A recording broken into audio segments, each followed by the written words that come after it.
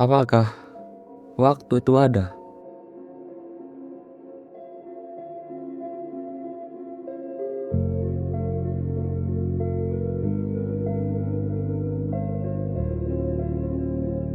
Gagasan bahwa keberadaan kita dibatasi oleh waktu merupakan hal mendasar bagi pengalaman manusia.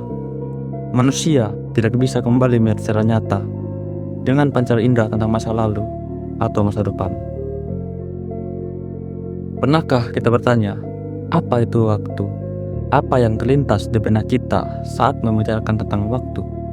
Atau apabila seseorang bertanya, apa itu waktu? Jawaban apa yang akan kita berikan? Pada akhir abad ke-17, Gottfried Leibniz, seorang rasionalis, mengatakan bahwa waktu adalah serangkaian momen, dan setiap momen adalah serangkaian peristiwa yang hidup berdampingan. Bersamaan dengan Isaac Newton, seorang kontemporer Leibniz, berpendapat bahwa waktu tidak bergantung pada peristiwa. Perbedaan tentang cara memahami waktu ini juga tercermin dalam ketidaksetujuan mereka tentang ruang. Newton menganggap ruang sebagai suatu benda, seperti suatu substansi. Sementara Leibniz tidak setuju dan mengatakan ruang bukanlah suatu benda tetapi hanya hubungan di antara benda-benda. Bagi Newton, 1 detik di bumi sama lamanya dengan detik di Mars, Jupiter, atau di luar angkasa. Newton percaya gerak absolut tidak dapat dideteksi, yang berarti tidak ada sesuatu pun di alam semesta yang memiliki kecepatan konstan, bahkan cahaya. Pada awal abad ke-20, fisikawan mempunyai masalah. Kecepatan cahaya selalu sama dengan kecepatan cahaya.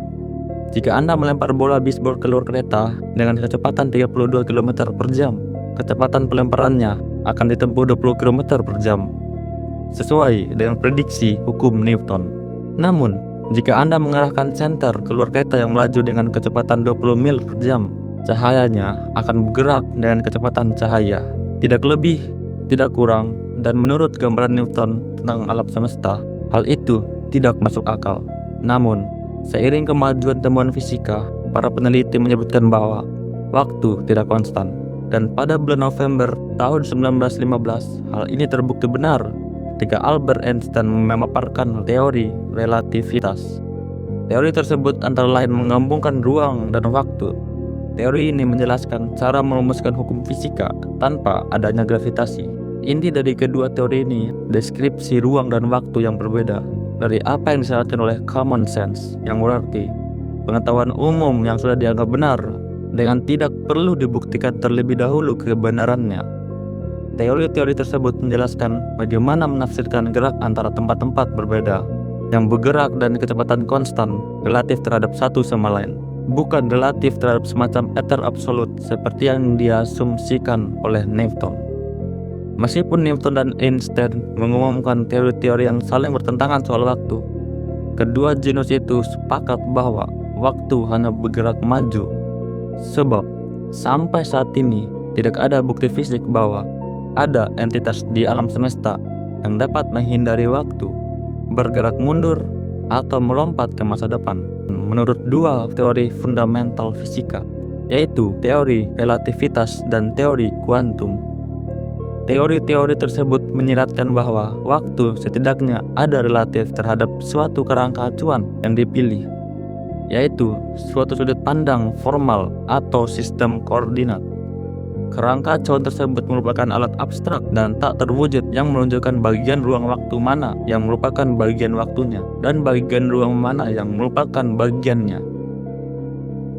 Namun, kedua teori fundamental tersebut tidak menjelaskan mengapa ruang waktu ada, atau mengapa waktu ada, ataupun mengapa waktu bersifat satu dimensi dan bukan multidimensi.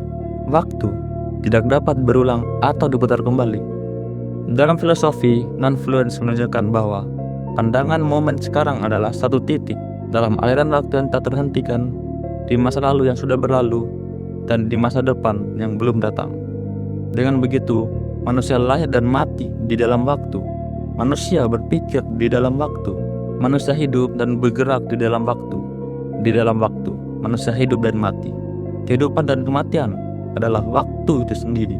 Waktu bahkan meliputi dari alam yang tak terbayangkan oleh manusia. Tidak ada konsensus tentang apakah waktu itu tak terbatas di masa depan dan tidak ada tentang apakah waktu tetap terbatas di masa lalu.